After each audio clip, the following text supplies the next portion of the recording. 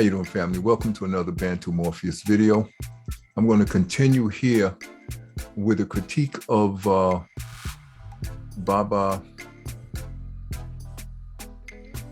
Chancellor Williams' book, The Destruction of Black Civilization, which I refer to call it African civilization. I want to get rid of this term black because it's racial. It's been created by the Europeans. We are Africans.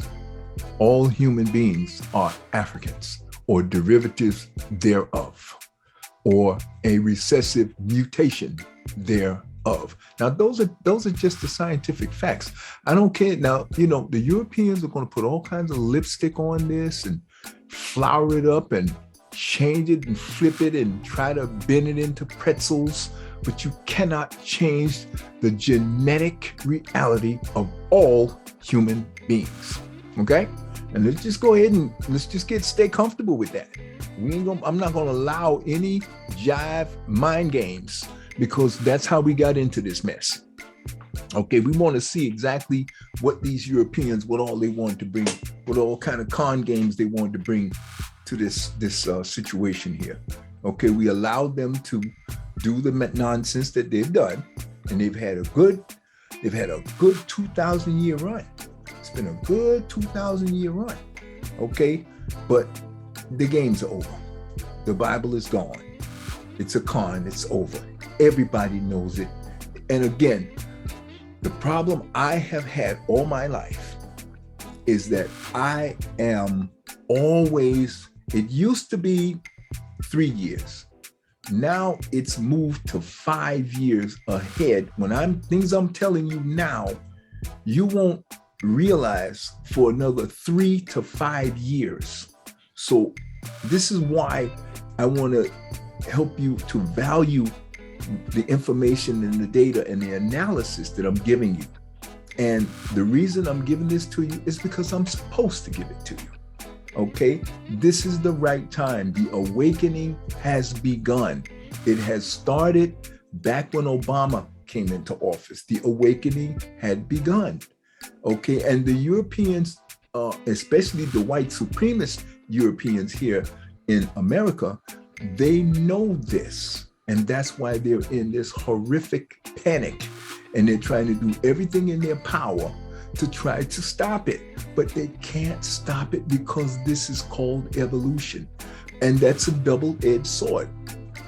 And what I'm going to talk about here in this movie and share with you is to try to help you pull this all into perspective, okay?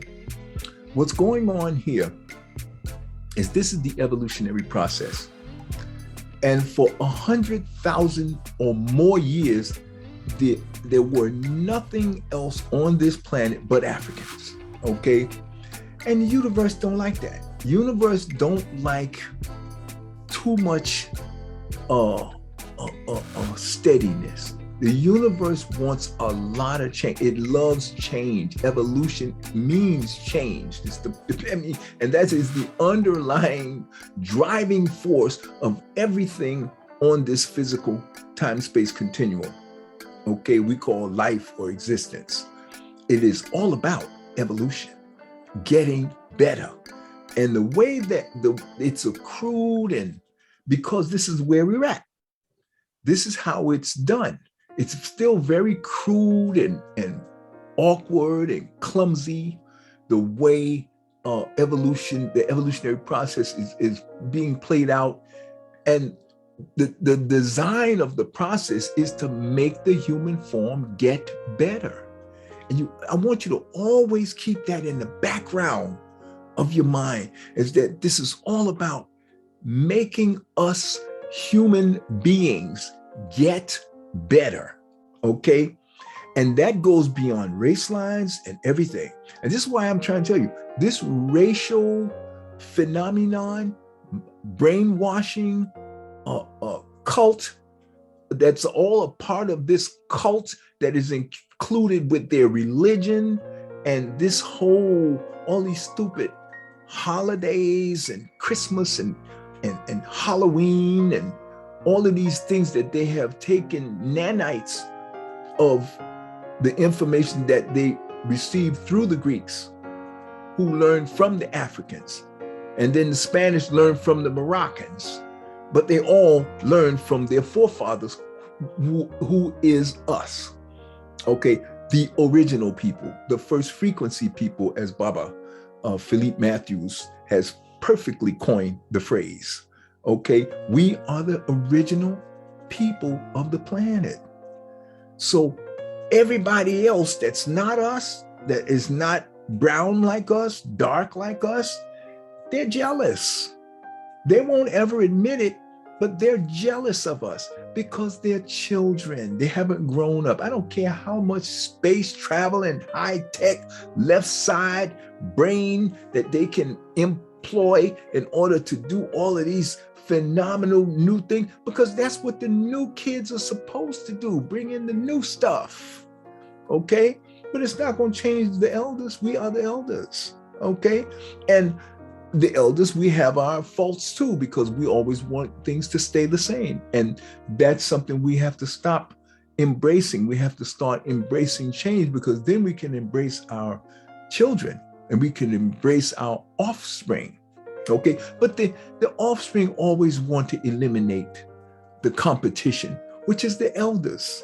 You know, in a dysfunctional society, they want to wipe out the elders. And if you see the Europeans, they lost their African culture and they created a ice cave culture. And that's what they're living out of right now, an ice cave culture, which is a recessive culture, but it's physically dominant because it's so disruptive, okay? And that's why, see, a disruptive force can be very dominant because it's not going to go along with the traditions, the older traditions. And that's why we're going to win in the end again, because our young people are not buying into this ice cave culture. It's foreign to them, their DNA. Our young people, this ice cave culture is just so foreign to them, and they have totally and completely rejected it, including their Bible. And they're starting with the Bible. The only reason why they don't just outright tell these Bible thumping cult followers of this European ice cave mutate is because they respect their elders. They love their parents. They love their elders, and they don't want to disrespect them, even though they see that they are completely drinking the Kool-Aid. And the young people can see it. They come out and they just, because the young people see things pure, straight, cold, you know, both barrels straight up, no chaser. And what they see, they interpret, and they say, this looks like BS. This looks like some shit here. This is some jive nonsense. And see, then they keep seeing, as they get older, they see more validation of the jiveness of this cult culture with this Christian BS and this white God who can't possibly be, because there was no such thing as a white man 20,000 years ago. And when they did show up, they were filthy, cannibal, blood-drinking animals. And they were very disruptive because they were not going along with what they saw around. They were jealous. They were resentful of God. Before making them go into the ice age, they resented nature for making them become what they are, which is stupid, because you're going against, nature. You're going to lose. You're going to lose. You go against the evolution, the order that the universe has set up, you're going to lose again. So they're going to lose on so many fronts. But you know what? That's what needs to happen. And that's what I want you to understand and comprehend and embrace. Now, Baba Philippe Matthews had a young brother. His name was Amadeus Christ. He just did a new movie, which is a follow-up for Heavy is the Crown. I think Heavy is the Crown is the new movie. Yeah, Heavy is the Crown, I think is the new movie. And let me see if I can pull that up. I should have had this together for you guys, but I didn't, because Okay, yeah, Heavy is the Crown is the new movie, which is a follow-up to Out of Darkness, and the director is Amadeus Christ. Okay, they named him that because his father was a pastor of a church, so he's like a PK or deacon or something like that. And his mother and his grandparents are all educators. So this brother has grown up and has had some very mystical experiences that have been very that have kind of, he has been, what's the proper word for it? It's a spiritual. This really confirms for me that the way the universe works, it speaks to the micro beings that are pivotal to what needs to change. And evidently, I'm a part of that. This young brother is a part of that. I think he's about maybe 24, 25, maybe 26. So he's moving into what the young people called, he's getting to be an old dude, because he's getting close to 30. So to them, anybody in there, anybody past 25, they like getting into old dude spots. That's their range. That's the way they think. They don't know no better. But it's okay. That's the way it needs to be in order to ensure change. See, and young people are bubbling over with change. They don't want nothing to do with the past for some reason. I don't know why. But they don't know no better. They've been educated by these ice cave Europeans, and their minds are all jacked up. But they do know something is wrong. I'm finishing off the last of my colon cleanse, fam, that I told you about, this colon cleanse. Okay, this is it. I drank half of it. I got to finish the rest of it. Because if I don't, it's going to get very jelly-like and it's going to be hard to swallow. Now I already let it sit for too long, so it's really getting hard.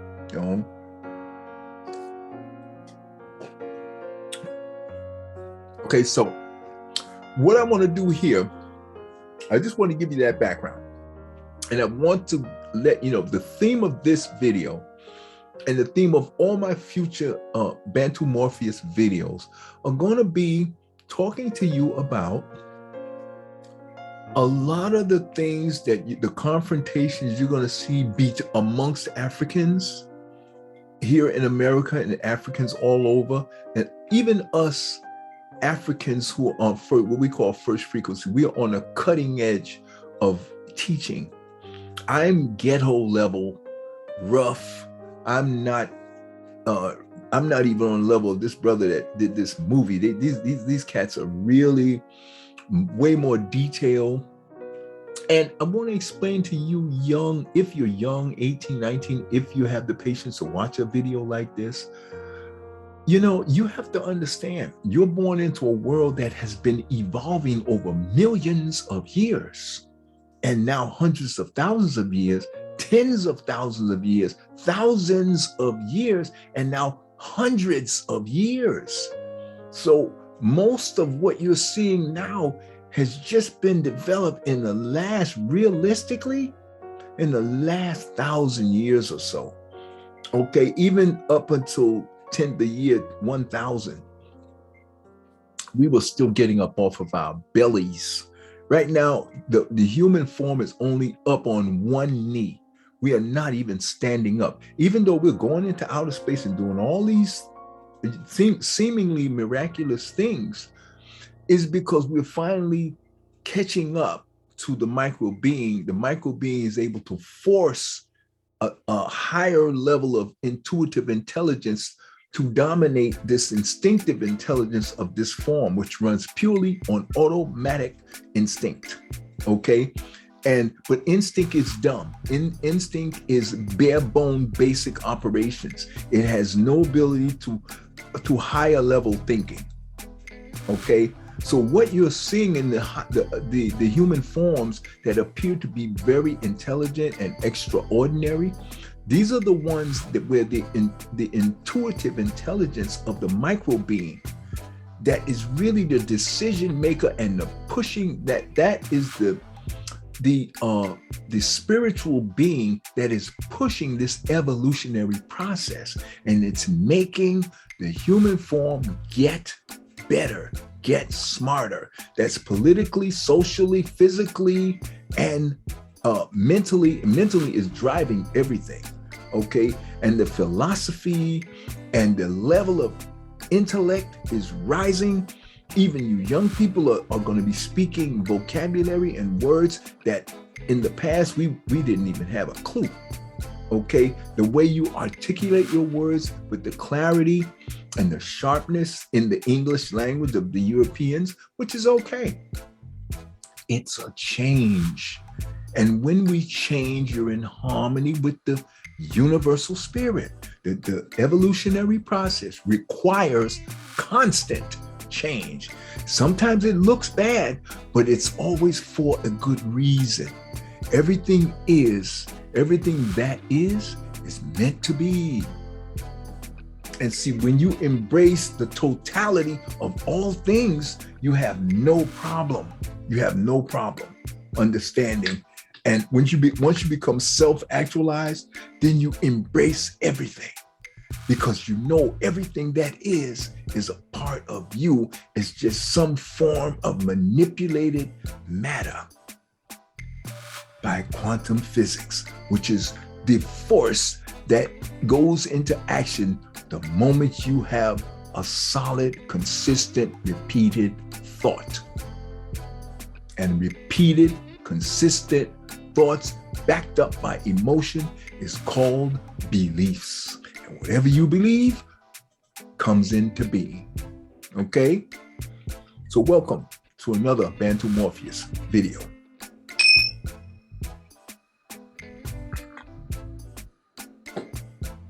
And again, what I'm gonna do here is I wanted to introduce you and tell you about this movie, which is called, I think I'm gonna be able to go ahead and share. Let me see if I can share this with you so you'll be able to see it. Okay, oops, let me go into my sharing mode. Oh.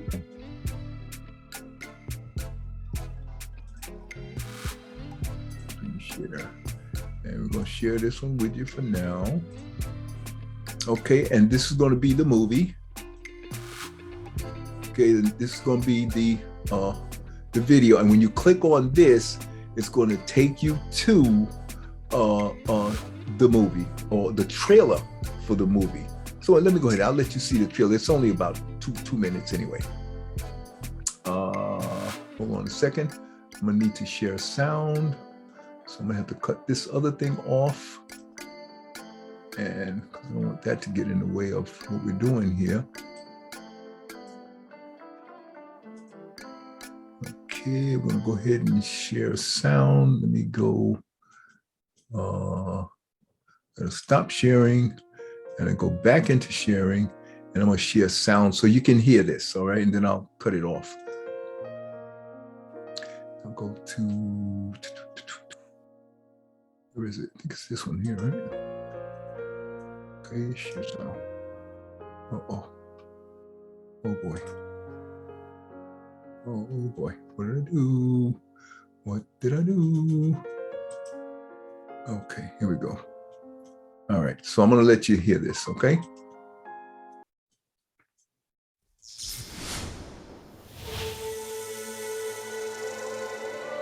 Everybody has a story of how things became what it is.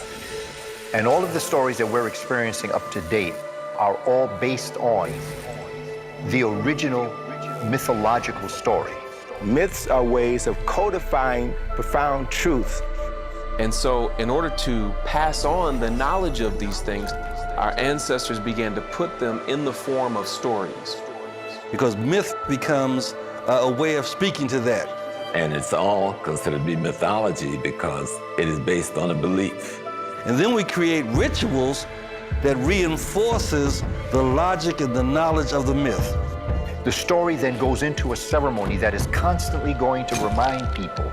That's where the rituals come in, where we begin to practice this, what they call a Syrian drama. This story, this African story of an African trinity, is over 6,000 years old. There's several different pieces of that story that are in direct correlation to the story of Jesus. Scholars know this. Why do they allow people keep thinking it's a religion unless they have an untoward agenda? And it's very clear that they've created a lot of confusion.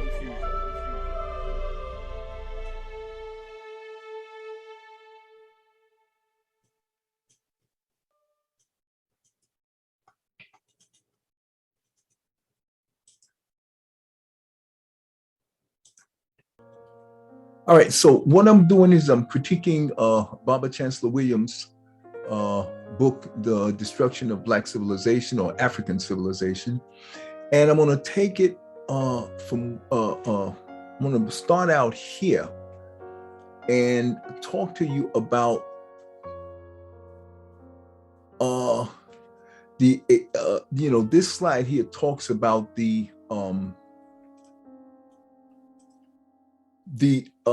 speed of the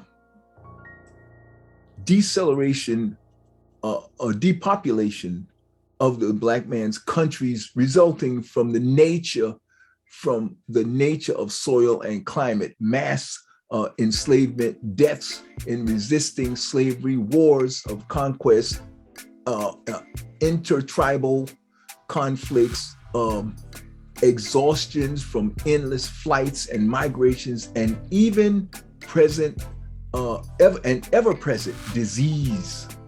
Okay, all this reduced the Black population by 3/4. Okay, now this is important for you to understand, family, because you got to understand the universe does not like laid back and knowing everything. The universe don't like to know everything. It wants to not know. This is my concept. When and I ask again, I'm gonna repeat this over and over again so you can kind of get your heads around what motivates this constant, incessant changing and not knowing. You gotta, if you accept the concept that the universal spiritual being, what I call the macro being, is omnipresent, omnipotent, and omniscient, which omnipresent means everywhere at the same time. Omnipotent means can create whatever it wants, anytime it wants, without any limits at all. And that's why it created us. But here's the key thing about the creation thing about it. About the macro being. When you are an unlimited being, whatever you create is unlimited. So whatever you put out has no end. So it created a micro version of itself. And that's us. That's what we are. That's why we are micro gods. We are millions of versions of the macro God. There's only one macro God, but there's millions of us micro and trillions of us micro entities. The human being the most sophisticated and the most advanced and the most complete of the micro aspect of God. So that's why we are micro gods. Everything else is just an animated form. And it has all things have instinctive intelligence, which is the automatic system that keep things running.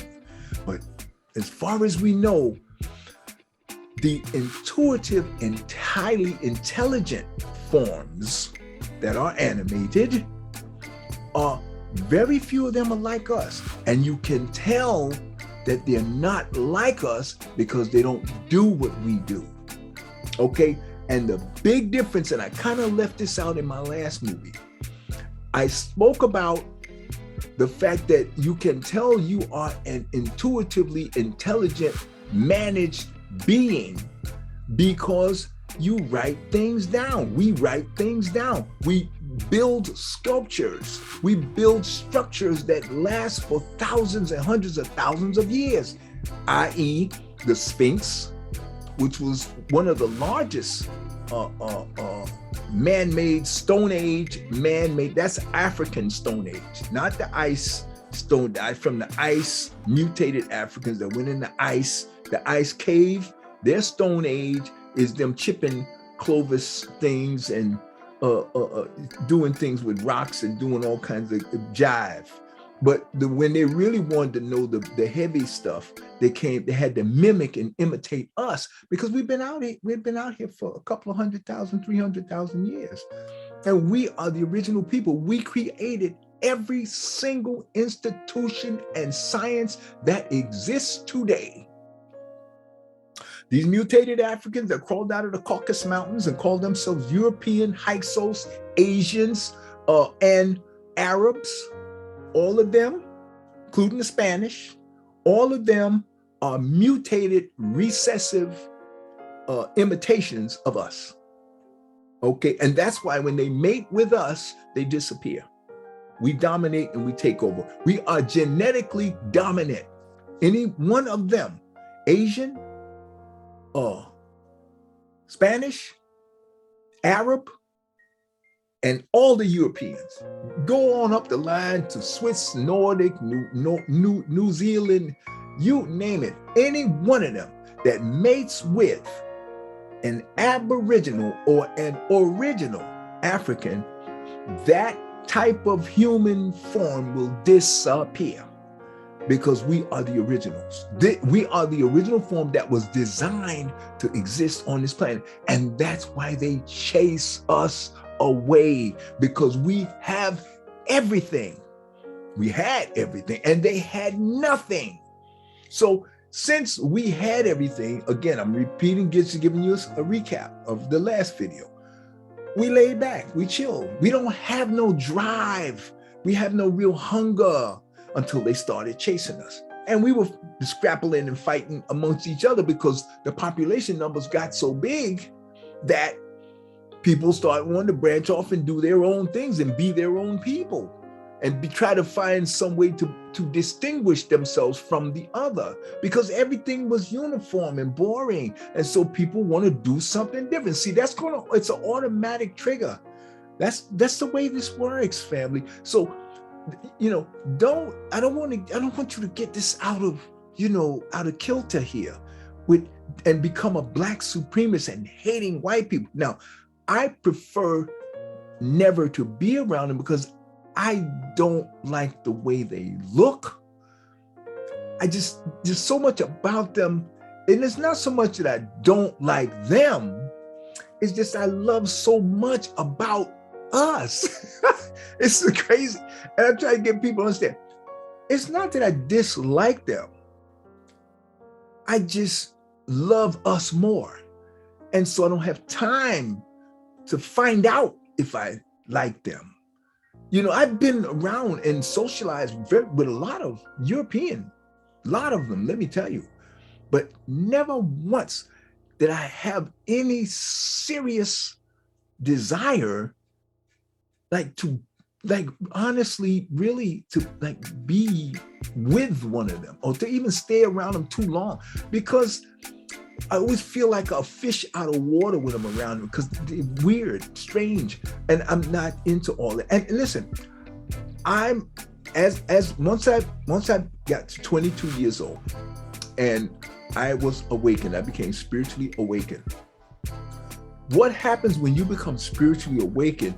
You start realizing who the best is. And for some reason, my person, this is the form that I'm born into, really always wants the best. I don't like the second best. I don't want to be around the people still figuring shit out. I don't even care if they make electric cars and all that fancy. I have no attraction at all to these mutated Africans. I don't care if they're Arab, Spanish, and forget about the European. Now, that doesn't mean I don't admire their work, especially. I admire their work, I really do. And I will socialize with them on a minimal level, just to share the humanity with them.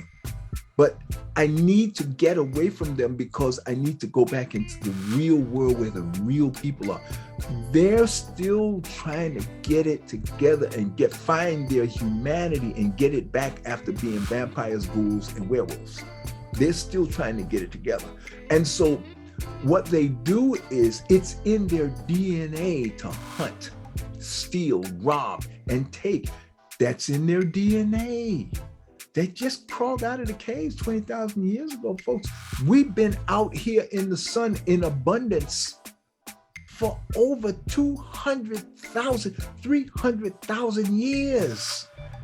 It's so much more of that in our DNA. This is what I want. I wish I could get into a conversation with Baba Philippe Matthews, and because he's phenomenal at everything that he does, and he has a phenomenal comprehensive grasp on all of this, all of the nuances and all the evolutionary process of how we came to be where we are today. He really has a handle on that. But family, you got to understand,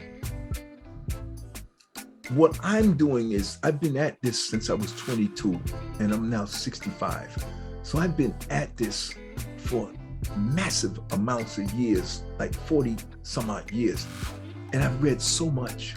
So, and I've always been very good at seeing things way ahead of time and seeing patterns. I'm excellent at picking up patterns.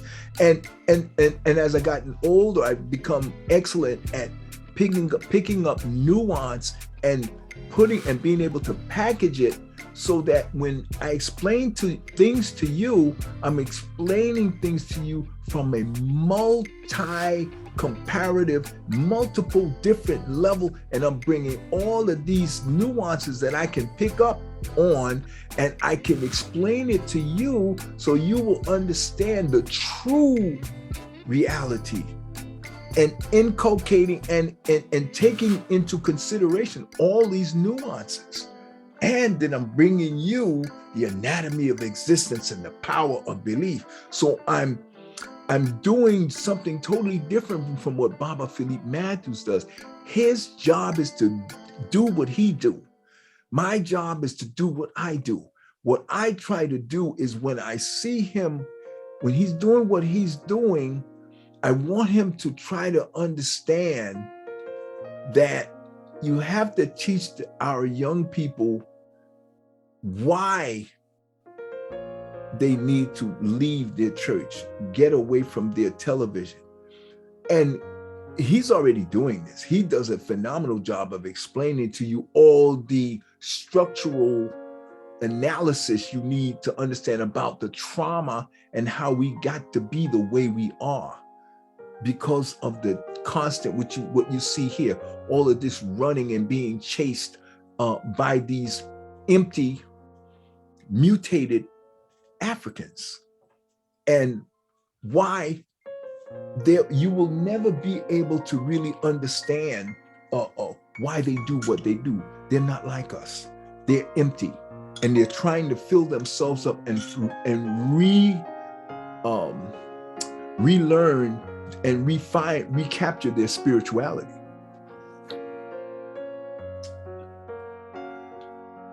Okay. So, and that process, what they're going to do, and what you're going to find out that happened in reading this with Chancellor Williams, is you're going to see how they chased our people all over the place in an attempt to be able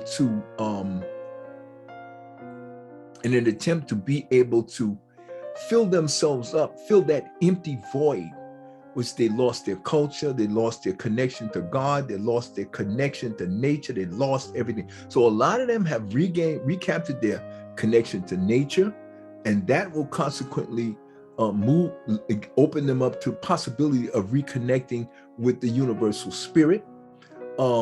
They stumbled into the ability to be able to use the power of belief and the law of attraction to to build the world that they have, build the little bit that they have, because they were allowed, they were given the protection of white supremacy, which gave them what all human beings need. You need stability, you need institutions, you need, there are going to be 5 or 6 different things that Baba Chancellor Williams is going to explain here in the book we're going to get to, and he's going to outline for you, I believe it's 5 or 6 different things that every human society needs in order to be able to now open up and be able to utilize or be secure enough and at peace enough to be able to, which means you are open back up to your inner self, your micro beingness, which is perfect. And it is, you can't touch it, you can't hurt it.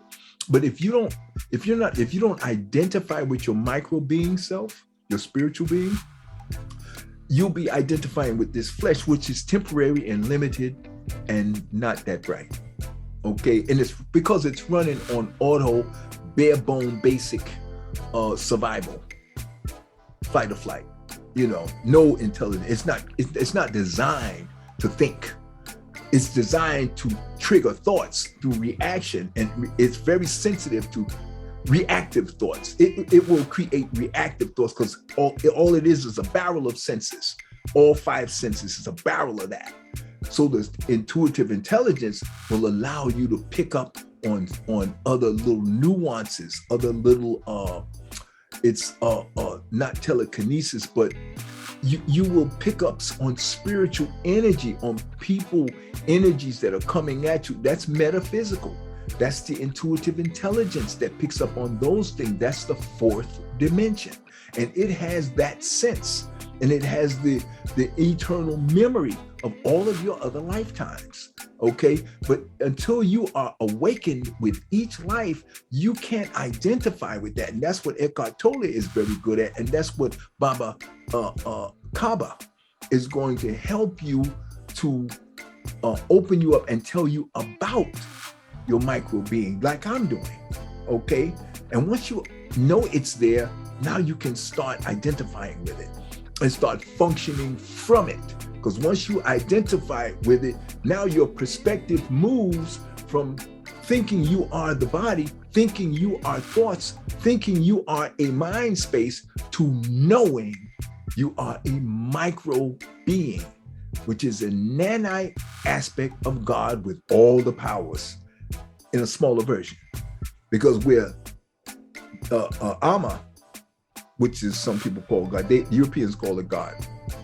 Ama, when Ama thinks, Ama don't think anymore, because Ama is infinite. So when Ama has a thought, it will only be one time. That's it. With us, since we're micro, we have to repeat our thoughts in order to make things manifest. Ama just one thought, and they called it the Big Bang, and everything you see set up, including the creation of us, and all of this order and structure came out of that one thought. And it's just a metaphorical things of a philosophical thought, so that we can have some framework in order to build everything off of that and give some structure to otherwise chaos, because you're born into this stuff, you don't know what the hell's going on. So over millions of years, and now that the intuitive intelligence has been able to get this form, because the brain has evolved to the point where now the intuitive intelligence can use it and speak and control the instinctive intelligence enough to be able to make the instinctive intelligence speak and think, okay, in a more intellectual and detailed and structured way, instead of this haphazard, hodgepodge, reactive thoughts, flipping impulse, stuff flapping all over the place. See, that's what the instinctive intelligence, that's all it can do. So you have to have intuitive intelligence to calm it down and say, no, we're going to get up in the morning, we're going to meditate. And this is what we are going to do.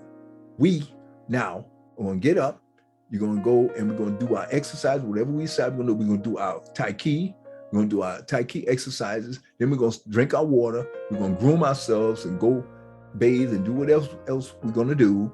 And we're going to get ourselves some nutrients. We're going to take our supplements and whatever. You see, when you function and you are awakened and you become self-actualized, you have a more structured, organized, relaxed, confident lifestyle. And everything, you know exactly what you're going to do. And the instinctive intelligence is allowed to do whatever you decide you're going to allow it to do. And once you get it trained to do what you tell it to do, then your life just gets very simplified, like mine has been for the last 40 some odd years. And my frustration comes when I have to run into one of the walking dead people who are walking around ruled by impulse, reactive thinking, in the television and the Bible. Once your mind gets jacked up by that matrix of mind games, cult thinking, and Islam and all of that madness and insanity, you're a walking dead person and you don't even know it. You won't even know it. If you were born into this madness and haphazard slipshod living, you will not know the difference until you come out of the matrix. Take the red pill. Once you come out, you can turn around and look at the matrix and see it.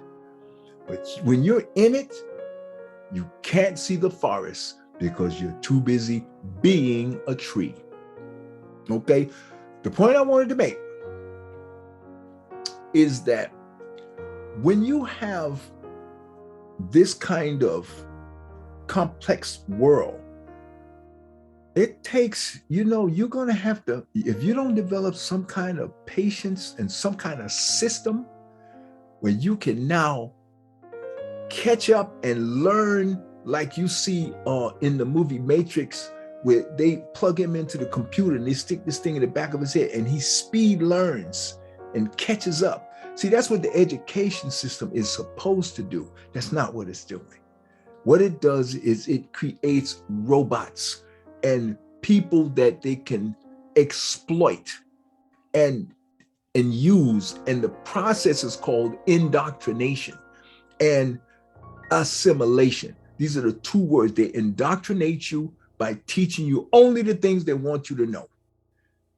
And so they can get you to react only the ways they want you to react. And if you go outside of that, they will try to ridicule you in the beginning. And it will come from your parents and your siblings, especially your brothers and sisters.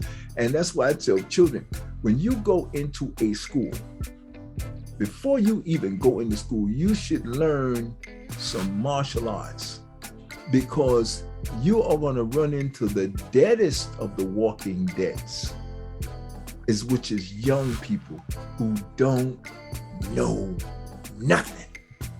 The elders, they're dumbass. I mean, they're walking dead.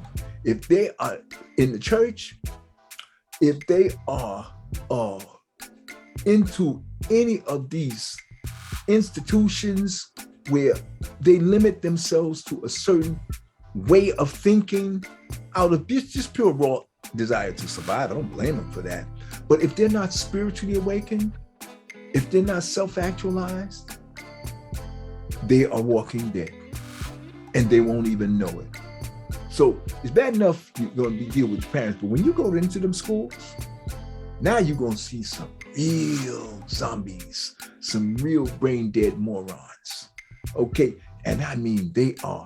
So now what happens is the instinctive intelligence, which is the strongest of the brutes, are going to be the loudest and the dominant ones. They're going to physically dominate and intimidate everybody else. So that's why when you get into school, by the time you get to 5th grade, you better be in martial arts. And I recommend jiu-jitsu and aikido. because you have a lot of options with the Aikido and the Jiu-Jitsu, but it gives you the complete range of minor damage and wake-up call to killing people. You have the whole gamut, and you do not want to kill. You really, and you have to consider that, remember, these are walking dead people.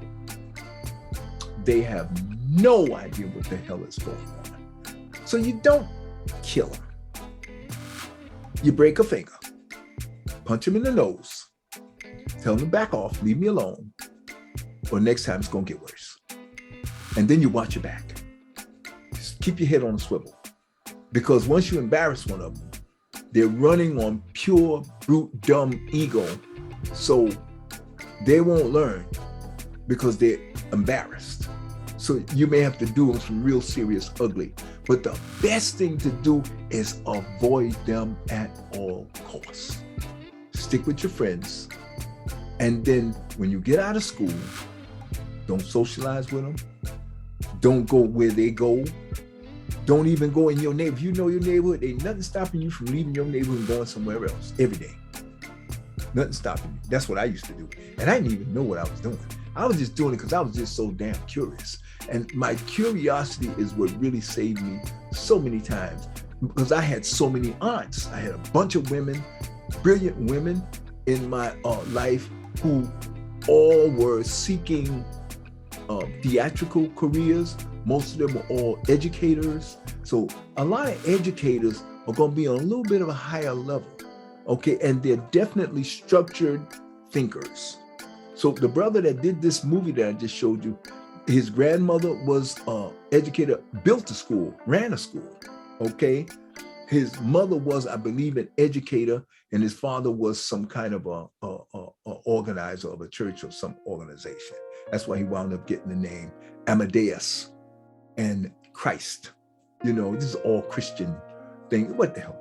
This is what we were. We are the descendants of enslaved Africans. But that's not where our history lies. Our history lies in Africa, in giving civilization to the entire world, building every single institution that exists, university systems, science laboratories, all of these things. In Egypt was the Mecca, was the top of the heap. That's, in other words, all the best of every part of African evolution and social and institution building and arts and sciences and technology. All of it was accumulated into what they call Kemet. And now these Hyksos took it over and they renamed it Egypt. And they claim it's not a part of Africa. So all of these are mind games that the mutated Africans have to do because they didn't have shit. And so to try to make it look like they are shit, they are something, not, just pure shit. They have to steal all of our, everything we did, everything we accomplished. What they do is they created the concept of striking somebody from all of the books. See, that's what you have to do when you ain't shit. You have to strike all the people that have created everything so that the new people that'll be born, they'll never know who originally created it. That's why the education system you being indoctrinated. And what they're doing now is they commit the crime of leaving shit out. The truth, they leave it out and let you stumble and bumble. And they say, well, shit, if you don't go figure it out for themselves, it's not our fault. See, these are all of the egotistical mind games that the dumb brute form does just because it can.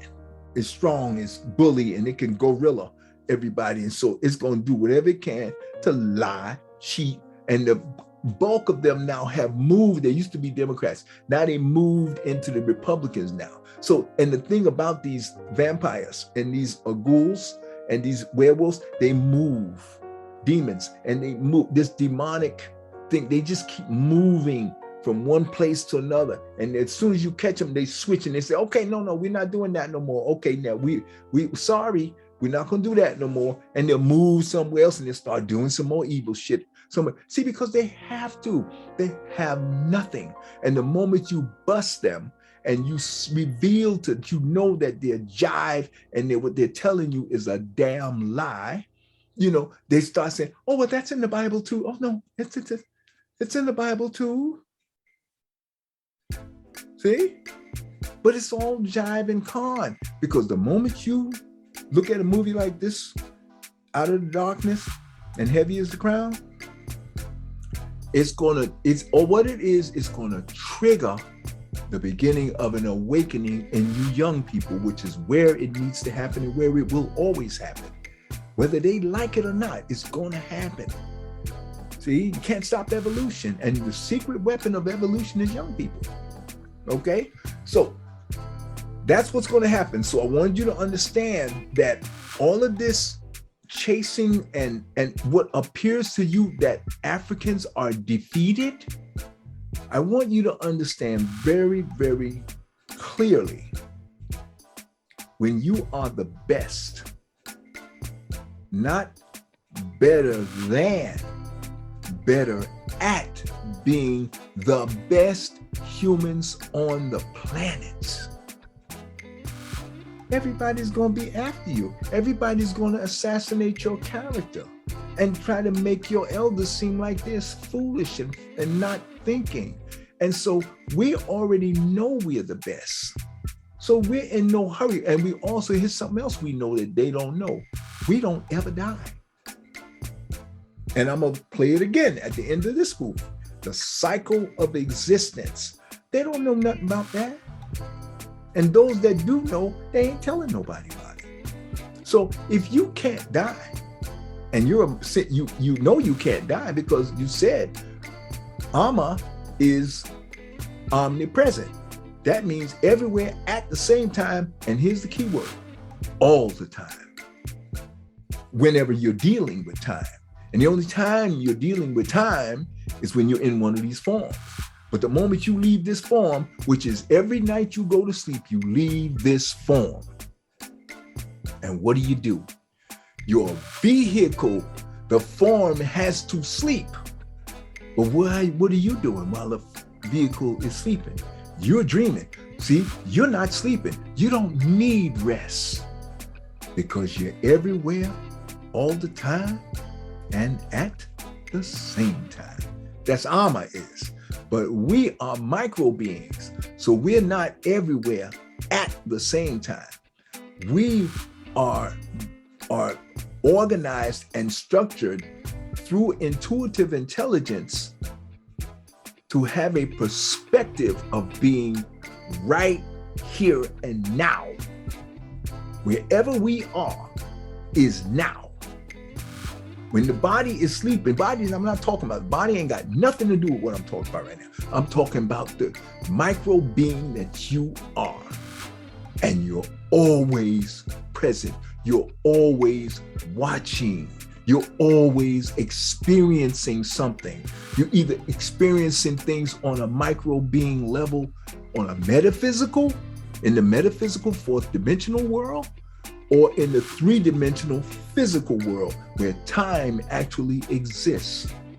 Once you leave this physical form and you go into the fourth dimension, if you look at your dreams, notice you don't walk from one part of your dream to another. You snap and jump from one part of the dream to another totally, because you're just everywhere. You can go anywhere, but you are a micro perspective. That's why you can have the memory as you come out, as your form wakes up and now is capable of carrying your spirit again. Now you can use it again for another few hours, 24 or 48 or 16 or whatever many hours you got to sleep for 6, 7, 4, 8, however many hours. So the other 20, you're awake doing stuff in the physical form. But those other 4 hours, you hanging out on the fourth dimension in the metaphysical level. You never stop being aware because you don't die, you don't sleep, you don't ever not be. So imagine you're just a micro aspect of Amma. Imagine armor is something that has to do that all the time. It's so big it can't even move. So what would you do if you were in a situation like that? You would create you, something that forgets every lifetime that what it is. It has to be reminded. So now you're guaranteed to never know everything again, all the time. Once you wake up and you're reminded of what you are, it's like, oh geez, but there's a fail-safe. This form is only going to last 100 years at best. Maybe you might eke out an extra 10 or 20 beyond that. And that's if a whole lot of shit goes right. Okay. But once that vehicle fails to be useful, all the memory of you waking up and knowing who and what the hell you are is gone. And you start all over again.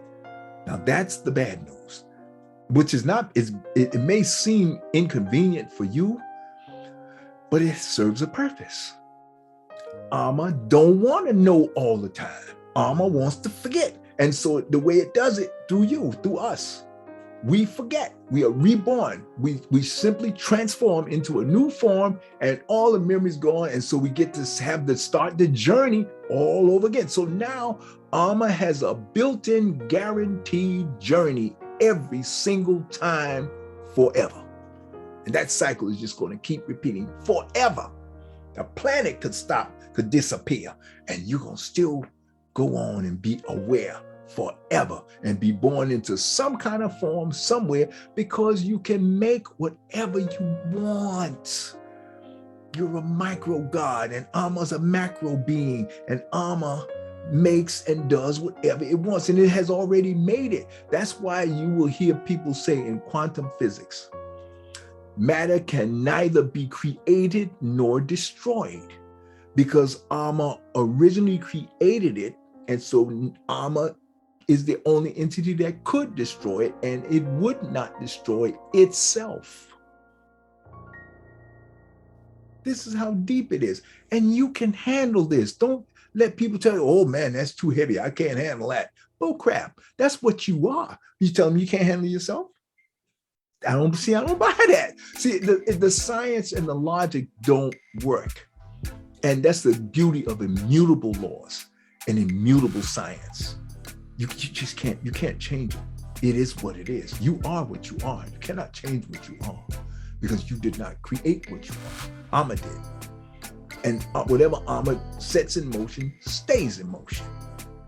So your best bet is to get in harmony with it, find out how it works, play it out, make the best of it, create in your mind whatever you want and let it manifest in you. Learn how to use the system, baby, and have fun. Enjoy this life. So don't worry about what these mutated Africans do. It doesn't matter. They can't stop this. They can't stop us. And we are the first human forms, so they can't stop us. We are the forefathers. They are the children. They will become us. We don't become them. They become us. See, that's how this goes. I'm gonna set this up, okay? All right. Oh boy, I already went an hour and a half. I'm really gonna have to blaze through. So I wanted to bring this up to you here about how all of these that it reduced the Black population. And again, a lot of this was a combination of things happening to the Africans because the Africans needed to change. Universe required that they change, and they will never, most people will not change on their own. They will change because they have to, okay? And so the universe is going to create a circumstance where you're going to be challenged, and the challenges are designed to make you change. I remember I was told this years ago and I couldn't understand it because I was just too pissed off and tired of being broke and poor and dumb and ignorant and not knowing what the hell was going on. So I was very frustrated. Even in spiritual culture, I was hearing these things that didn't make sense to me. But now they make perfect sense because I'm fully awakened and I know who and what I am. We are, okay? So that's what you're going to see here in Chancellor Williams' book. And Chancellor Williams is going to make certain statements, about things that are going to appear, he's saying that things are gloom and doom. But really what it is, you got to look at what he vacillates back and forth. And you'll see this later on in some of his writings. We do not disappear. We don't go extinct. He says it a couple times that it could happen, but I think he's doing that to motivate us, because in reality, it could never happen. It just can't. Okay? And you're going to see that. Okay, so here he talks at the last part here. He said, under reasonable, favorable conditions, the African population today would be 4 times its present number. And it's not that because it needed to change. So in order to do that, a lot of the forms have to die off. Those micro being spirits have jumped into the new forms. Okay, and some of them have even become and degenerated back down to these mutated Africans, and that's to give them a hard lesson. They're going to really go through the ringer of change. Okay, and I wouldn't want to be one of them. Okay, so and says and when it is pointed out that 3/4 of the people today are still weakened by malaria and malnutrition, reference is made to the 1/4 of the people who survived in spite of it all. And that's the message I want to give you here. If you look at the top here, even though our African people have been brought to their knees by both nature and our mutated family, as well as our own infighting and carrying on, okay, we're still here. See, we don't die. We don't die. The numbers will drop down a little bit, but we're the first people. So what it'll do, it'll filter out the weak ones. All the weak ones will be filtered out and they'll disappear. Forms, we're only talking about form now. We're not talking about the spiritual essence that we each are. Okay, so we don't die. The forms fade out. And the strongest of us survive. That happened both with those of us that got caught in the Ice Age. The strongest of us survived. So what came out was the strongest of the Africans who went through the mutation process. So that's why they were very difficult to stop by the Africans who were already out here and never went through the mutation process. So we were never challenged. So when they came out, they were the strongest of the strong, the craziest of the craziest, the most vampirical and ghoul and cannibalistic of all of the mutated Africans. And when you go into a harsh, starving, depraved environment, you come out as a depraved, mutated form. And that's what they came out as. And that's why they were almost impossible for people of abundance who had everything and were just chilling. You can't fight against something like that it is an empty vessel and desperate and starving and barbaric on a level you can't even comprehend. See, and they're always conniving and trying to find ways to fill themselves up with something, and they don't even know what the hell they're trying to fill themselves. They're just barbarians, raging, rambling psychopaths. And that's what the Boogaloo Boys are, and the Proud Boys, and the Republican Party, filled with crazy, raving maniacs. And if you look at the renaissance of the Europeans knew what they were, and they tried to kill them off by sending them over here. Then they tried eugenics. Eugenics didn't work. They only reduced them down to a certain level. But this is what happened. This is going to be the process. And those raging, psychopathic, blood-sucking, vampire, ghoul, and a cannibalistic mentality and psychopathic mentality, they're going to keep raging across the planet for a while. And the only thing you can do is kill the body and save the soul. That's the only thing you can do. And in order to do that, you're going to have to get a clear analysis of the situation. And see, the thing is, they're going to make you kill them. because they're going to give you no choice. They're going to say, you either take us out or we're going to take you out. That's all we know. And if they can't have it their way, they'll tell you, we'll destroy the whole goddamn planet. See, that's how they roll. And once you understand that, you know how to properly deal with them. If you can't mesmerize them, lock them up, and put them away, I don't know if that's a good idea, because they're only going to get stronger. They're only going to get stronger because they're crazed, insane, psychopaths. There's nothing you can do with them. You can see you can't wrestle them, you can't reason with them. That's not going to happen.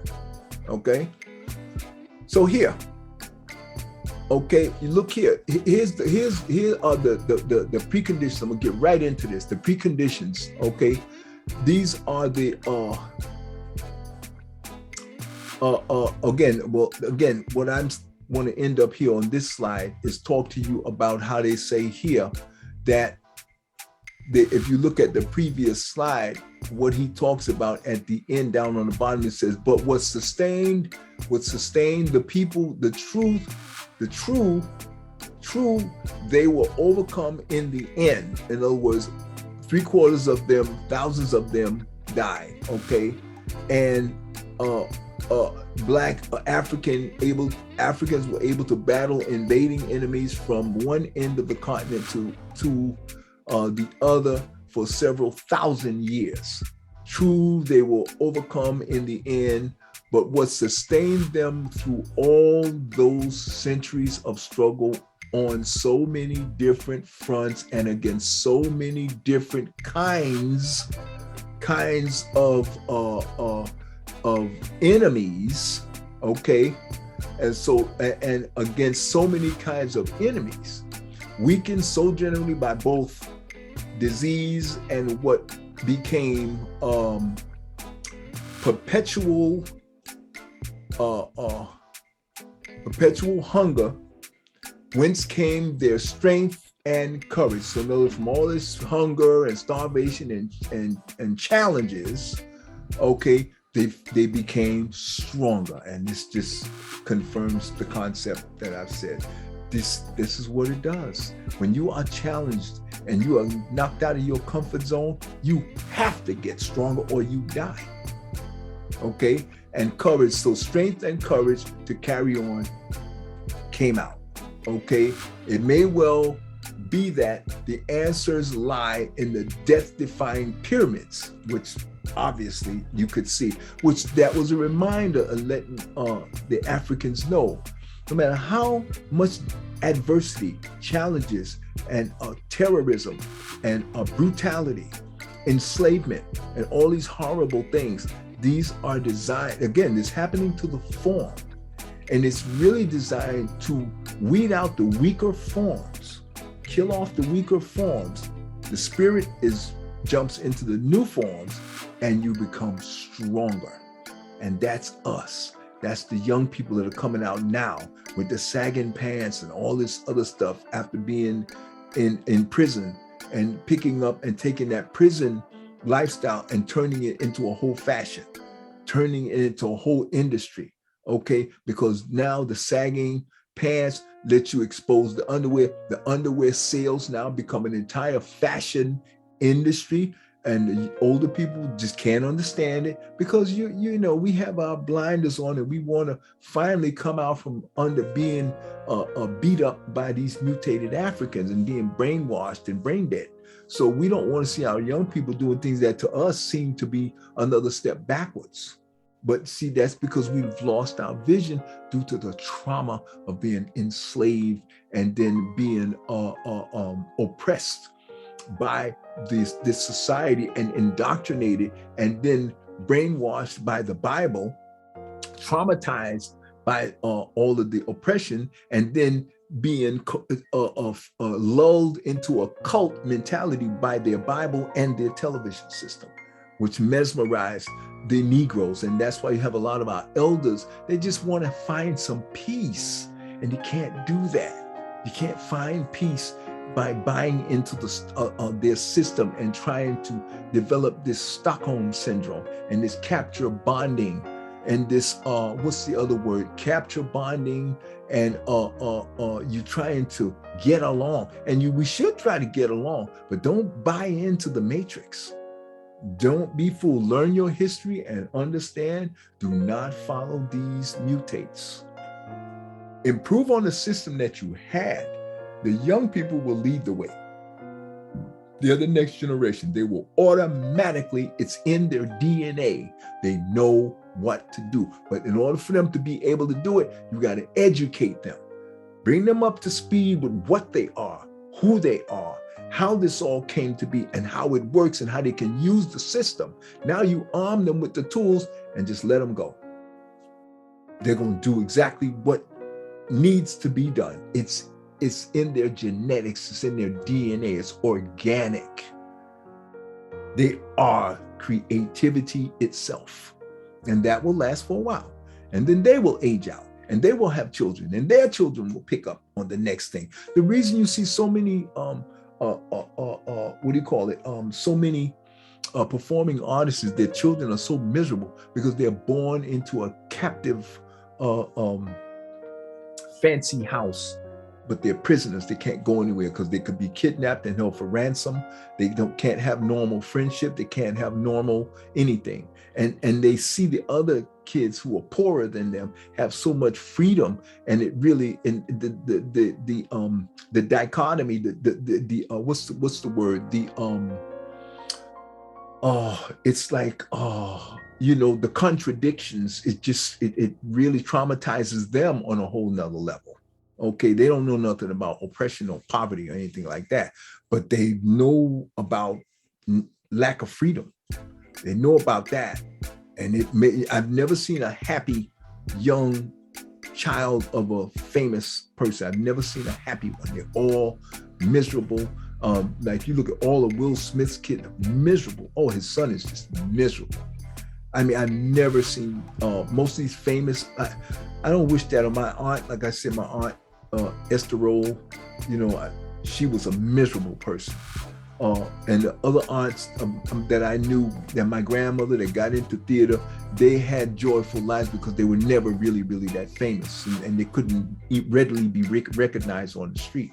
So they had privacy, they had freedom to move around, and so it's a double-edged sword. You're going to always have these bifurcations of different dualities. Okay. So here's what they said. This is what the preconditions for progress in order to get out of the melee and how to take it to the next level. Now that we've been through the crucible and the fire, we're going to be reborn as a phoenix out of the fire, out of the ashes, and we're going to be reborn. And these are the steps that has to happen. In other words, there must be a number of preconditions without which the genius of any people for thinking, inventing, discovering, and building will be inhibited or eventually die under extreme circumstances. Okay? A few of these preconditions for progress are: 1, the people must become famine-free. In other words, you must have plenty of food to eat, okay? And able to settle down and end their perennial roaming. In other words, you got to stop being nomads. And you have to have plenty of food. So you got to learn how to grow crops and set up a farm and grow your own food and whatnot. And okay, then the second, they got to be able to find suitable territory. In other words, a home. That's the same thing. You don't have, the reason you don't have to roam is because you have a home. Okay, you have your own land. You have your own place where you can now set up your own situation and build back your institutions and revive your culture. Okay, and number 3, you're gonna have to and this is a crucial precondition. There must be developed a sense of national community.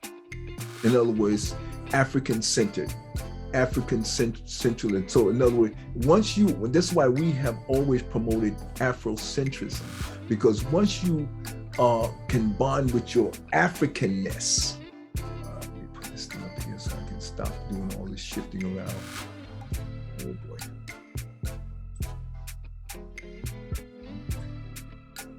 Yeah, once you can, that's why we push Afrocentrism, because African is a continent full of countries, okay? And if all of us, since the African is the original people, it's easier just to bond with that.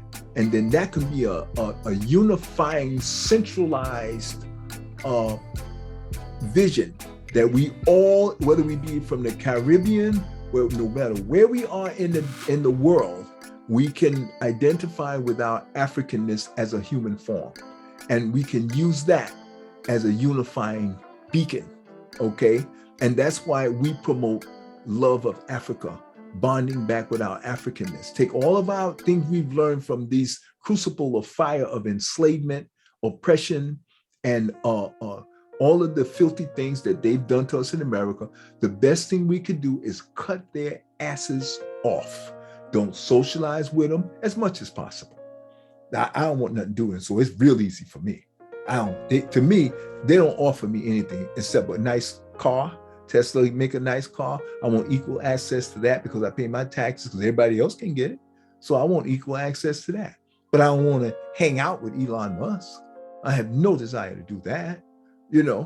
If he comes around in my neighborhood, I want to shake his hand and say, thank you. You built an excellent car. I love your work ethic. I love the way you inspire your people to be innovative and next level and move this whole society to a greener, safer, renewable energy. I love all of that about him, but I don't want to spend the night at his house and hang out and get to know his kids. And I mean, if I did it, I wouldn't turn it down, getting to know his kids, but I don't want to be hanging out. There's too many beautiful black, it's just, I'm sorry. I don't want to have to go through all of that of wasting my time. I don't need to do that. He doesn't need me to do that. Let them stay with their own folks and do what they want to do. And there's no hard feelings, and I don't want them to feel rejected or anything. That's my preference. I'm not going to feel guilty or anything about that. This is the thing about being self-actualized. You don't feel guilt for things that are normal. That's what they do. You think they feel guilty about, and I don't give a damn if they do. I'm not comparing my thing, and I'm not asking no goddamn permission from them because I want to fucking screw off. Forget about all that. Stop all of that kind of stupidness. See, we need to move away from that second guessing of ourselves. Be what you are. Be proud of that. We know that we would never go wipe out a whole bunch of them just like they did. So just because we do similar things about wanting to be independent from them has nothing to do with the kind of hatred that they have and jealousy and resentment that they have for us. We're the best. We're the top people. We're the first people. They know that. So, but I like to acknowledge and give credit where credit is due. Elon's and what he's doing with his first principle and actually he's bringing his people, and they're going to kick his ass because these troglodytes in the Confederate Party and these Boogaloo boys and all these stupid anti-vaccine people, and we got them on the black, in the African community and in the European, because these ice cave people have jacked the human forms up across the board. Got so many people in my family are so stupid and dumb, and our people created vaccines, and they're still giving these crackers, these mutated Africans credit because they don't know nothing. We created vaccines. Africans created that. And if they would only pick up a book and read, they would find it out. Okay, so you have to develop a sense of national community. That's Africa. That's our sense of national community. And then of our languages, let's use English, but we can have Kiswahili. We can have our own languages just so we can get away from these Europeans and their language. Okay, so we can have our own. Spanish is still their language. You ain't did nothing slick there. We need to learn some African language, our original languages. And that will allow us to be able to, again, move away from bonding with their madness, okay? And this is so important that it cannot be left to wishful thinking, Okay, as Chancellor William tells us here. Okay. And then he goes on, and here he talks about number 4, you have to have a strong army. Again, we don't need armies. We need individuals with self-defense skills. Again, jujitsu, aikido. Master those skills.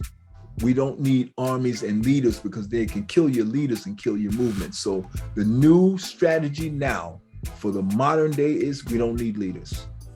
We need everybody to be a leader. That's how we're going to do this. And he can't kill everybody. Like I said, we don't die. We just multiply. All right. 5, reign of law and justice. No way. So we'll just bring back the democratic system that we already had all throughout Africa. That's what they're trying to do in the Democratic Party right now, because they know that's the salvation to having an orderly society. You have to have law and order. You have to have discipline. You have to clean up these corrupt boogaloo boys and all of these proud boys that are hiding in the police departments and in these police unions. That's where they're hiding, in the police unions. We got to get in there and clean them bastards out of there. Okay? All right, so that's your law. That's number 5. And that's it. According to this, all you need is these 5 components: a strong defense. He says army, never mind. You need martial arts. Okay? Aikido, jiu-jitsu. Everybody needs to know that. Ask the Nation of Islam. They're using the Quran as their cover, but they're really doing all of these things here. They have their own businesses. They have their own defense force. In other words, every single member of the Nation of Islam is a martial artist. Okay? And then they have their rules and their laws on how they're going to run their society. Simple as that. And they police themselves. And that's all we need to do is have those things. You need to have some land. You need to be able to feed yourself. You need to feel secure. You need to be able to have peace and feel that nobody can just come and attack you while you're sleeping. Once you have these things, folks, you're good to go. Okay? So I'm not going to belabor the point. I'm just going to keep going here, and I'm going to bring out, see what else we got here. It said, and here we get it. We're talking about abundance of nutrition, food, and pure drinking water may spell the difference. Okay, and what is the difference he's talking about? There is nothing mystical about the reasons why one group of people can easily become physically and mentally strong while another becomes physically weak and less mentally alert. And so you do have to have good nutrition, but this is America.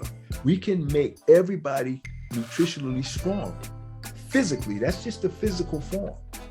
Okay? That's just the physical form. That's all you're doing. Right? It says, but even, here he talks about, but even this central fact that when fully realized will still remain in the field of mere discussion until Blacks everywhere begin mass organization for mass education for the masses. And we've already covered that. We already have that in place. You have my book, The Anatomy of Existence and the Power of Belief. You have Baba Kaba's book, The Spirituality Before Religion. You have these movies that the brother Amadeus Christ has just put out. You have Baba Philippe Matthews' book and all of his lecture series where he's explaining the trauma. He's explaining how to get around all of this stuff. You have all of this plethora of analysis and books from all of the people that are going to come on Baba Philippe Matthews' show that he has interviewed. If you stick with Philippe Matthews, you're going to get a cornucopia of all of the brightest and the smartest and the best of us who have been analyzing and preparing for when you all wake up. All of the curriculums and everything, the self-help, we have to homeschool our own children as much as possible. And then we send them off to their certification system so we can just get the paper. And then we open up our own daycare center, open up our own hospitals, open up our own science labs, open up our own manufacturing plants, and start building stuff for ourselves. Elon has got the cars. Good, let him do cars. We got all that other stuff need to be created. And you can join Amazon and all these people and make money with them. But it's better if you create something new and next level that Amazon and all these people want. That's going to be software development. Then what we're going into now is these Bitcoin and cryptocurrencies, stock investing, NFTs, non-fungible tokens. That's what the brother's going to be talking about, Amadeus Christ, when he's all of his products and his merchandise. He's created a whole NFT situation where he's selling his stuff. And they're into wealth building by investing in art that's going to grow in value instead of keeping your wealth in these currencies that's constantly devaluing through inflation. The value of those dollars are shrinking every day. So that's what cryptocurrencies is supposed to stop. That's what the stock market is supposed to stop. You're investing your dollars in stocks that are growing in value. Everything you invest in, you want to invest in something that is growing. And that's what I'm going to cover. I covered this in my Bantu Tesla. Well, really, I just covered technology with my Bantu Tesla video series. Okay. And I'm going to start to cover this cryptocurrency. I hinted at it in the last movie, but this movie has gone so long, family. I'm going to have to wrap this one up because it's just gone so long, okay? But I want to finish these slides. I think I got one more for you, and then we're done after this one, okay? And so we covered that, about educating ourselves. That's what I'm doing here with this video series and with my book, The Anatomy of Existence and the Power of Belief.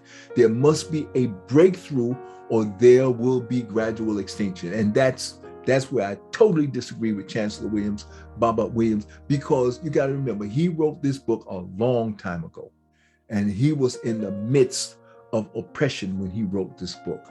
That was over 30, 40 years ago, family, when I first read this book. So a lot of his speculation and a lot of his conclusions are really, and a lot of his warnings are outdated. And that's okay. That's evolution, the evolutionary process, okay? And this is the final precondition for survival and advancement, okay? There must be breakthroughs or there will be gradual extinction, and there will always be breakthroughs. So he really hasn't said anything that's not out of the norm, okay? It's just a healthy warning that he's given us. That's what he's supposed to do. Your attention is called again to the map of Africa. Here we go. Back to the source, okay? For it is very significant where the earliest invaders, okay, entered and permanently settled, okay? They took over the areas of trade first. That's how they did it. So now he's just going to basically explain to you how they did it. And that allowed easy contact with their homeland and the other nations of the world. So they had harnessed and learned how to navigate the land, the seas, and they learned how to send boats back and forth to communicate. And they had one language that they basically used, but it was always one of their barbaric groups over another barbaric group. And they were attacking each other, doing the same thing the Africans were doing when we lost out. But we had so much. The more you have to lose. So right now they got everything. So they got a lot to lose. We don't. We have Africa, but until we get our heads together, Africa, we really don't have Africa. They have Africa. If they got everybody in Africa believing in their Bible, believing in their education system, believing in their language, then they got Africa. Because if they got your mind, they got you. Again, what Baba Philip Matthews, Michael Imhotep says, okay? Once I got your mind, I got you, okay? So this is a point that simply, he goes on to say, cannot be overstressed in considering the plight of the African people. The techniques of penetration and dominance were varied, okay? Africans were always eager traders. So in other words, we were vulnerable because we would trade with anybody. Again, we had never run into a vampire. We had never run into a cannibal. We had never run into a vacuum empty, brute, mutated, a filthy thing like these Europeans that crawled out of these caves. We had never seen anything like that. So we were just eager to trade with anybody and share our ideas and give them, we were giving them everything because we thought that was part of our humanity. We had evolved over 200,000 years. So that's why, so this is what I'm saying this because I don't want these young people to say, oh, the elders, look how stupid they were. They were giving these crackers everything. And look, they just let them just take Africa. No, you got to understand. Oh, no. Democracy was widespread throughout Africa. Humanity had risen to a very high level where your word was your bond and everybody, they really went by their word. It was a very simple system and it was universal all over Africa. So when you ran into these filthy barbarians, the vampires and the ghouls and the werewolves, they had no idea and they were bowled over. Again, because we had everything. So we had no sense of urgency, no sense of loss. We never imagined we could lose it, Okay. And so the main attraction of foreign traders was that they brought in many new kinds of commodities. We were the foreign traders coming into these lands, running into these filthy vampires and whatnot. We knew they stunk. We knew they were ugly. We knew they were nasty, but they had maybe something in their land that we had the expertise to be able to look at it and see how we can exploit that and maybe create a new product that we can sell because we were merchants. We were selling and buying. We were trading. We were used to trading. We created the concept of trade. They just took it over, but we created that. They moved it into the stock market, but we created it. Got to understand that. Everything they have built on, and that has been a habit. Egypt was built on top of the Sphinx and the society that was there that created the Sphinx. So the Ethiopians, the Kushites, the Congolese, the Somalians, the Sudanese, the Moroccans, all the people that were in the southern part of Africa, that all these different countries, Songhai and all these different massive civilizations have been all developed, and some of them have been gone by the time these filthy things crawled out of the caves. And now we taught them. Okay, so look here, the blacks had what the world wanted most: gold, diamonds, ivory, copper, iron, ore, and themselves. They wanted us, the labor. They wanted to enslave us. Okay, so this is what they did. All right, and they utilized and abused and dominated us because we had everything and we were in a rut. And we were repeatedly doing the same things over and over. We were trying to discover new things by migrating and traveling and going on expeditions and charting the new lands and places that we had not been before. Okay, and so we started running into them, and that's what got us into trouble. Okay, so I'm gonna come back up here and repeat this again. I should have done this in the very beginning. Is what Baba, where is that? It's not here. Thought I put it here. Wow. What must be? Oh wow. I don't know why I thought that was. Oh yeah. Oh wow. It's not here. Oh, wait a minute. What is this?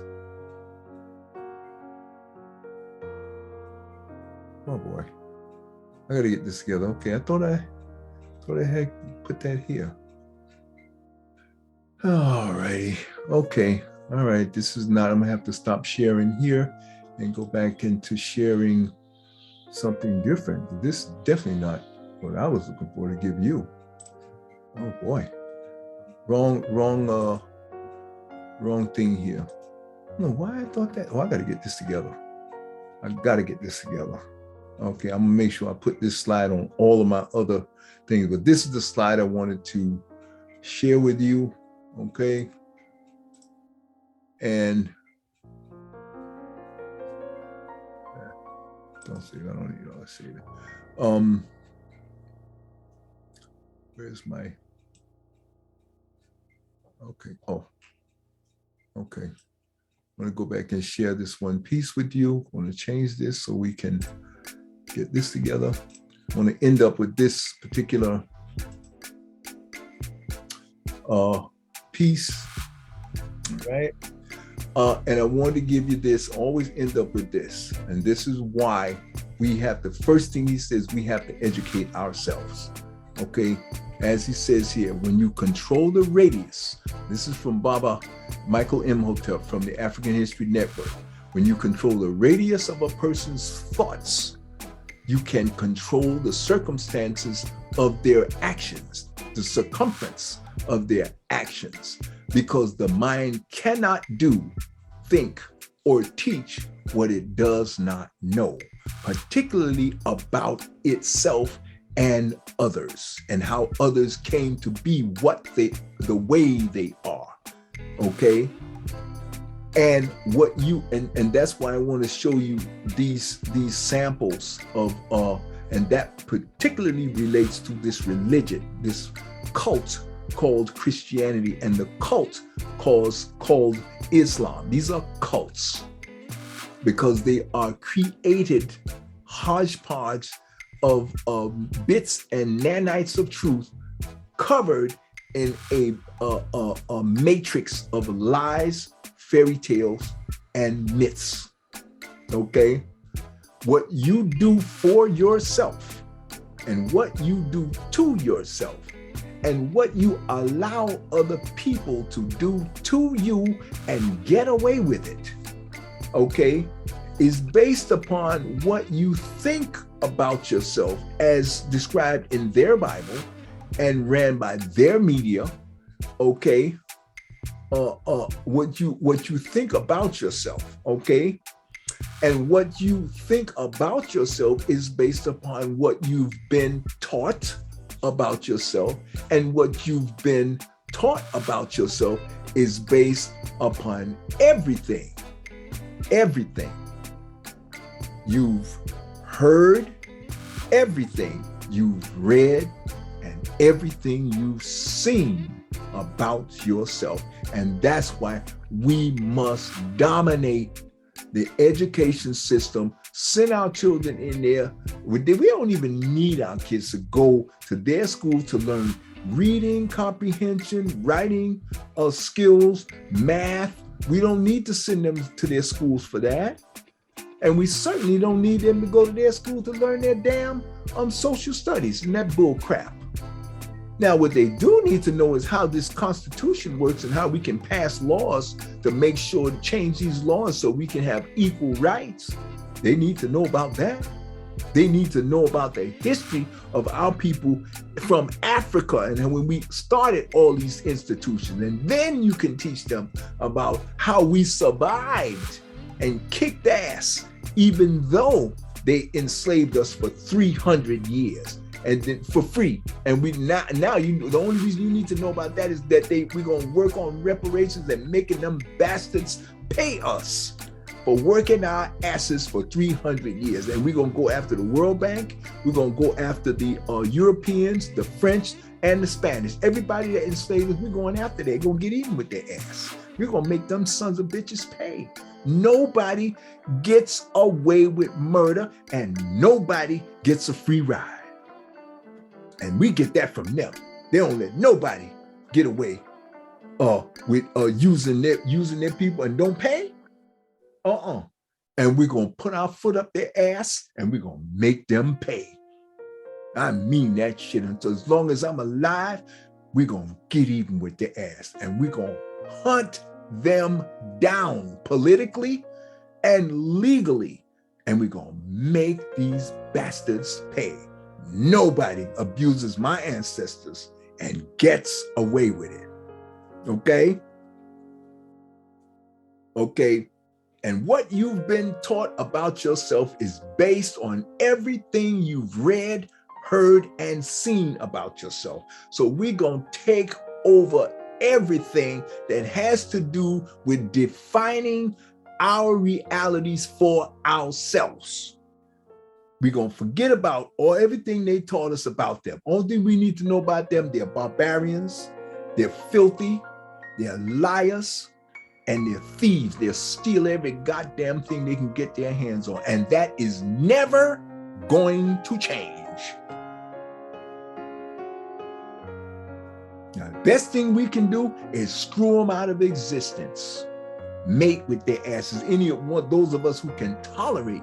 But you're going to have to do that. You're going to have to screw them right out of existence. And that's saving the body so you can save the soul. You're going to get rid of the body. You're going to have to change that body back into an African. And so the humanity, a nanite of humanity can be breathed into all of that ugliness. Okay? That's the only way.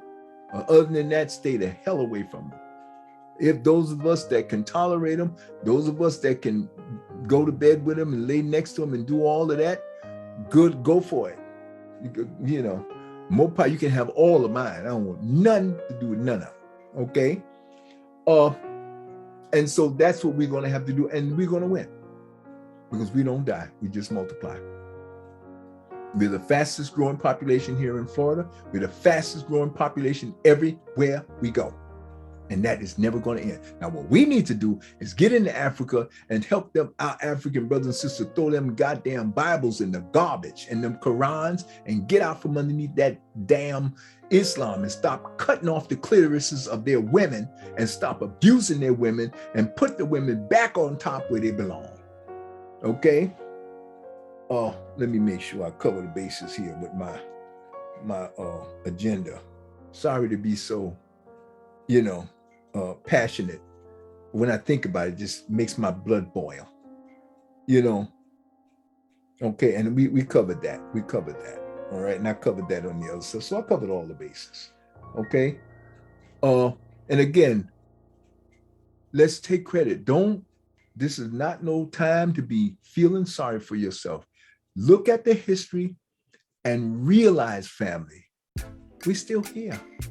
And we are kicking their asses at every turn. And it's going to continue to happen.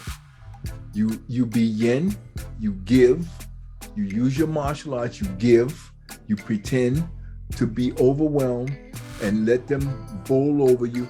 And then you redirect and you snap bones and you take them out.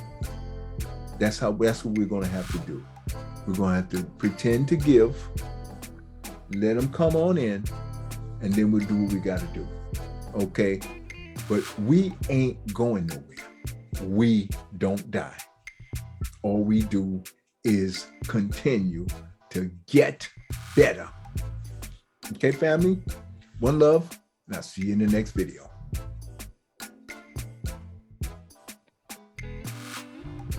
Oh, got my chime.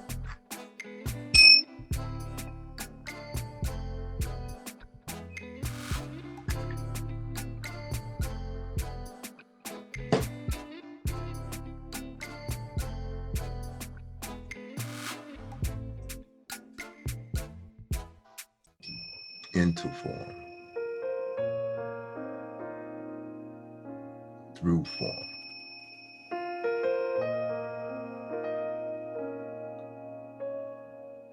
back into form,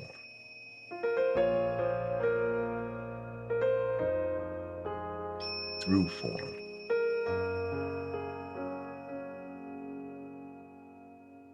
out and back into form immediately. Through form,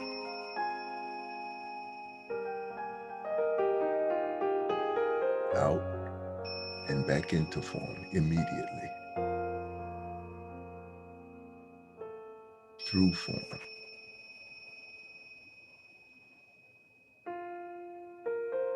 out and back into the next form. Through form,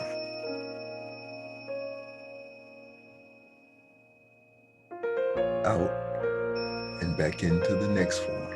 This is the cycle of existence for us as microcosmic beings, never ending, infinitely, never dying, simply jumping from one form to the next form, infinitely and forever. The form will expire. We will immediately jump into the new form in a nanosecond, because we are eternal beings, just like Amma, never ending, infinite and unlimited power, trying to express ourselves through these human forms. So we'll go out and back into the next form, go live through this form, come to a peak at the top, and then age out. The form will age out. Our microcosmic spirit will leave that form and jump back into the next form. Live through that form, wear that form out, leave that form, and animate the next form.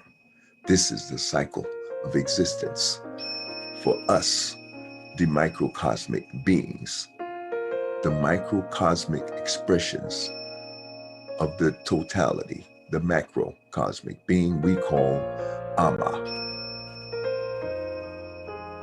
endlessly and forever, jumping into form, living through these forms. The form wears out, cannot keep up with us, so we will jump from that form into the next form, endlessly and forever, living through these forms, not to be confused as being the forms. We simply jump from one form to the next form, live through that form. As the form ages out, we will simply transform into the next form, endlessly and forever. This is the cycle of our existence.